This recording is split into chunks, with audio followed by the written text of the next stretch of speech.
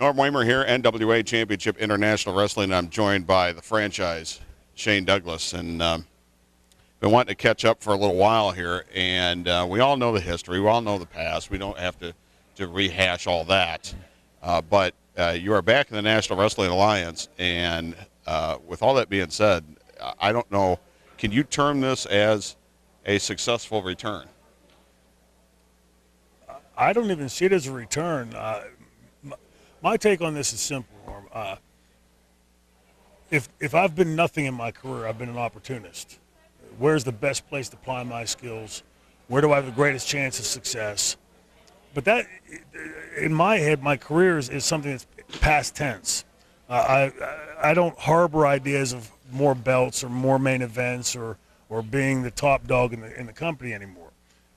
Now, I speak as a fan of wrestling now. I've been a lifelong fan of wrestling since I was 5 years old and used to get sent to my bedroom for, jumping off the couch with my brothers and sisters. A great wrestling match, regardless of where it is, I can watch that 24/7. Sadly, I've not seen any great wrestling or very, very little great wrestling in my sport over the last decade or better. I don't like where the sport has gone. When you have the number one company disallowing their announcers to even use the word wrestling, wrestlers, wrestling ring. Look, if I start a sport and I put shoulder pads and helmets, hip pads and cleats on my players and give them a pigskin or a football, I can call it anything I want, but the fans know it's football. I can call it tiddlywinks, but they know it's not that. It's football. So to me, it's bizarre that the number one company, or what has traditionally been the number one company in our sport, has gone to such an outrageous place that you can't even call it wrestling anymore. I don't understand where the negative connotation comes from in that. And you have the number two company, only by proxy of the spending, having spent close to $400 million and nothing to show for it.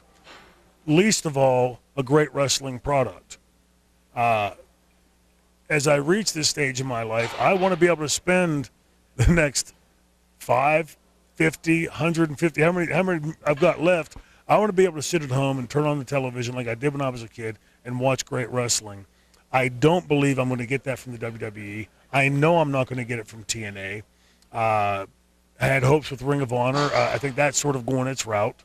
To me, the NWA had always stood for the company that had the litany of years behind it. It was the wrestling company.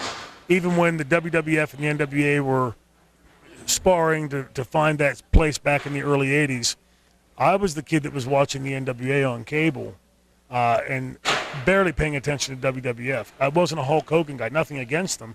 I was a Ric Flair guy. I was the guy that liked the technicians like Harley Race, like Ricky Steamboat, Terry and Dory Funk, the Briscoe brothers, Ric Flair, go down the list of all of them. That's what I want to see back. And as I take a look around the landscape, like I said, I don't believe I'm going to get it from Vince. I know I'm not going to get it from Dixie, as her parents apparently get close to selling the vestiges of what's left of TNA. I want to see something that's wrestling. I want to see two guys competing in the ring, putting on wrestling moves, counter moves, takedowns, competing against each other, not dancing with each other. I could care less if this guy's a dead man coming out of the grave or the world's smartest man with 7 PhDs, the Dean. I care if he's a tough guy or not. Is he a athlete or not? Can he wrestle or not? That's what I care about. Let's face it, when I turn on professional football, professional boxing, professional baseball, it has nothing to do with this coach is doing this to this coach's wife or dumping concrete in that coach's car. It's this coach's team playing this coach's team and who wins in the end. To me, as an athlete, that's pretty damn compelling enough. I don't need all the smoke and mirrors on top of it. But I think fans would see what you said a little bit earlier as a little bit of a startling admonishment that being the top dog is not what motivates you at this point. No, that's look in our. I mean, I never thought I would hear the franchise say that. Well, look, I mean, in the heart of a champion, there's always the hope that you could go on forever. Sadly, we know that's not true. Age catches up with everybody. I don't want to be 50, 55, 60, 60 plus trying to convince fans that I'm still the toughest guy in the world. I proved that pretty definitively for the 23 years I played the franchise, that I was a damn tough character, I was a damn tough wrestler, and was able to complete, in other words, my ass could cash the checks that my mouth wrote. But now, after going on 34 years in the professional wrestling sport, I think I have something to offer to the kids in the dressing room that are looking for direction. When I was a kid in the dressing room, I had Harley Race, Ric Flair, Terry Funk, the whole list of names dressing right across from me. All I had to do was keep my mouth shut and eyes and ears open. The one thing I didn't need was to look for a role model. There was plenty of those. I want to play the role model now, and I think, to me, that's where I could be the top dog. To be the top dog of teaching these kids in the dressing room what it is I learned, sometimes by getting spit in the face and poked in the chest by Bill Watson, bullied by the older wrestlers or whatever else, to make damn sure that I learned. They obviously saw something in me. They didn't just do it to pick on me. They did it because they saw something and wanted to make sure I fulfilled that promise. But at the same time, you don't want to be the stepping stone. You don't want to be the guy that somebody feels that they have to beat to prove themselves. You just had a NWA Midwest title match with Sebastian Rhodes, who cheap-shotted you after the match, got right in your face, nose to nose, and said, your ass just got franchised. Yeah. I mean, you can't tell me that doesn't fire up the franchise Shane Douglas. But look, I'm the guy that wrote the book of being crass and in your face, so I'm not going to lose sleep, or go track him down at his house and slice his throat tonight while he's sleeping because he did something that I originated. But that's what I'm looking for. As the reason I'm in the ring right now in the NWA is to lead by example, but to also get a feel for the guys in the ring. I can watch, and by watching you can pick up a good bit, but by being in the ring and feeling and encountering, I can get a much better idea to be able to suggest to the NWA, this guy has it, this guy's getting it, doesn't quite have it yet, and be truthful and honest with it. So that's more the reason I'm in the ring. Look, what Sebastian did, like I said, it'd be sort of disingenuous of me to sit here and say, oh, that SOB, I'm going to go out and kill him because he did something that I did a million times in my career. Kudos to him. I mean, that is what our sport's about, being in your face, being larger than life. On a personal level, sure, I'm not thrilled with it, but on a professional level, my purpose of being here in the NWA, that I had to spend a considerable amount of time talking to the powers that be to convince them that I wasn't here with subterfuge on my mind or trying to finish a job that I started 20 years ago, 19 years, whatever it was, with the throwdown of the belt. At the time that happened, one thing that happens with the passage of time, every day that you tear off the calendar is different from the day before. Every month, the month before. Every year changed from the year before. Every decade changed from the decade before. The parameters of where the wrestling business is today are completely different than they were in 1993. Yes, there are some similarities, but the landscape is much different. I don't yet see another company stepping up to grab the brass ring like ECW did, but I believe the NWA can be that. If anybody has the right to lay claim to being the wrestling company, and as a sidebar, before I go any further, I'm the guy that has been preaching for 10 years, we need to bring the sport of professional wrestling back. We've for God's sakes, we've seen the Hardys dive off the top of the Titantron. We've seen people set on fire. We've seen tables and chairs, people falling off the scaffolding. We've seen every cartoon character possibly that you could conceive of. What more can we do in the mode of entertainment? My argument would be it's not very entertaining, and what we have to do is go back to the future. The one thing that nobody's tried for the last 10 years, as our sport has gone like this, ratings-wise, attendance-wise, dollar-wise, profit-wise, the one thing that nobody has tried is professional wrestling. I talk to the fans every weekend, Norm, when I go out. Last weekend in Germany, the weekend before that in England, every weekend in this country. Every single fan I've talked to in the last several years has said the exact same thing, that it's not about them coming back. It's not a question of whether they're going to watch Vince or not, TNA or not. They're not. They're not. They've turned their backs on it. They've walked away. They're not buying into the sports entertainment crap. But they also then finish up by saying, if I could see something like old NWA, old UWF, old ECW, I'd be back to the table again. So with that said, it's as obvious to me as the nose on my face what needs to be done. What better place to do it? You could recreate the wheel. We could go start a company from scratch and say, okay, we're going to build a company that's a wrestling company. You have the NWA that every wrestling fan universally identifies as the wrestling company. Build on that. We have the launch pad here with this. Now let's see what we can do with it, if we can. All right, I have two questions left. One about you, one about the NWA. The one about you is if the edge that you wrestled with in the past is what made you the success that you were. Yeah. Does that edge still exist? And if it doesn't, do you run the risk of getting hurt in the ring?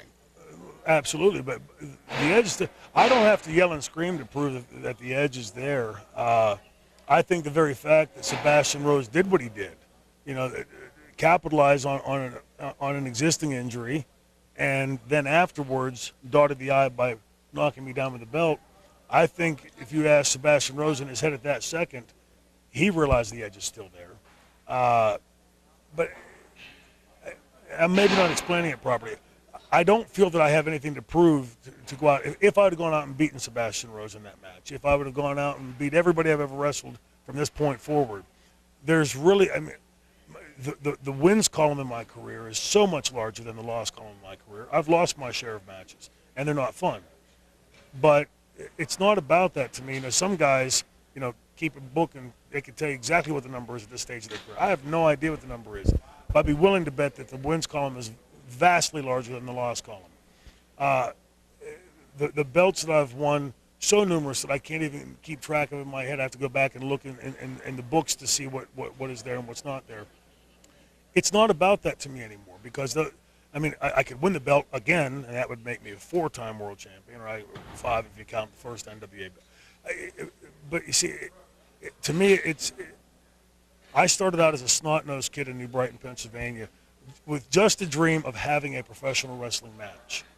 I never planned on a career, was never so pretentious to believe to be a champion, would have never, ever could have possibly guessed a multiple-time world champion, multiple-time world tag team champion, multiple-time lesser company champions. That was something I didn't plan on. So for me, I don't measure my success in what happens in the ring on any given night. If I lost every match from this point to the time I hang the boots up, I still think the wins column would be much larger. But don't take what I would consider maturity, that I'm not out here yelling and screaming and doing all the franchise stuff that I did for all those years, as being that I no longer possess the edge or the fire. It's there. I'm just, to me, I want to focus it a little more rather than just burning down the forest. I'd rather focus it like a laser beam to try to help the NWA get from where it is now, trying to restart this entity back up and bring it back. These kids in the dressing room have every right to have a career that I had, and I'm sure, like me, they're not so pretentious to dream of any kind of future. But 20 years from now, you should be talking to Sebastian Rhodes or any of these other guys in the back here about the career that they've had and what they're trying to do at that stage of the career, and I think we can do that with the NWA. When you see, though, last question, that the NWA, with New Japan Wrestling, New Japan wrestlers coming over here, also NWA goes over to Osaka and sells out arenas, does that give you hope that the NWA is on its way back? Look, the one thing the franchise has never done is chased unicorns in my dreams. It was never about anything unrealistic. What I'm saying with the NWA and the potential that I see here is in large part based on its history, but also based in large part on what I see both as the landscape of professional wrestling today, but also the potential that the NWA possesses right now. Every one of those fans that I've spoken to over the last several years, every one of them mentioned the NWA. They would mention other companies too, but they've all mentioned the NWA. I firmly believe that with this talent in this dressing room and other talent that's out there floating around and soon to be floating around because of the closing down of one of the companies. I firmly believe that if that talent is all pulled into the same dressing room and built on the platform that the fans identify as being the wrestling platform, then we give the fans wrestling, and people get in the ring and wrestle a competitive wrestling match, not dance a scripted wrestling storyline, but wrestle a competitive wrestling match in front of the fans. I have no doubt that those fans will come back to the table. The fans that have left us for the UWF, the MMA, and shoot fighting, or whatever other form of sports entertainment they've gone to. I've said this, so many times. I feel like I'm, paraphrasing myself, but those wrestling fans haven't been sucked up by UFO. To my knowledge, I hope there hadn't been a rapture that we got left behind. They're still there, and they're still dying to see Ricky Steamboat versus Ric Flair. Unfortunately, they can't get that because Ricky Steamboat's retired and Flair's soon to be retired. He should have already. But they want to see two guys with that kind of a skill set doing what Ricky Steamboat and Ric Flair did all those years ago. If we bring that to them, I can't fathom in my mind how it could be a failure.